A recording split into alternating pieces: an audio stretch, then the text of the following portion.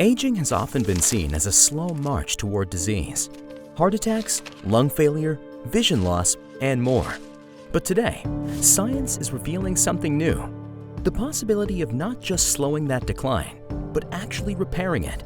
Scientists are working on ways to help the body heal itself by regenerating tissue that becomes damaged with age in the lungs, the heart, gut, and other tissues. To do this, they're using a variety of techniques to develop small molecule medicines that encourage a patient's own cells to grow new, healthy tissue. Another therapy may reverse the damage caused by heart attacks. In this example with a pig's heart, an impaired pumping capacity beats robustly after treatment. It targets the YAP pathway, which controls organ size and tissue regeneration. Scientists are developing a one-time injectable that is delivered directly to the heart to prompt new growth.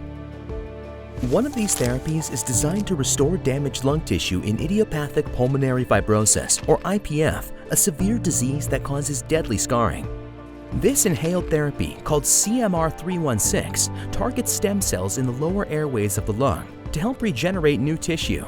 CMR-316 is currently being investigated in a clinical trial.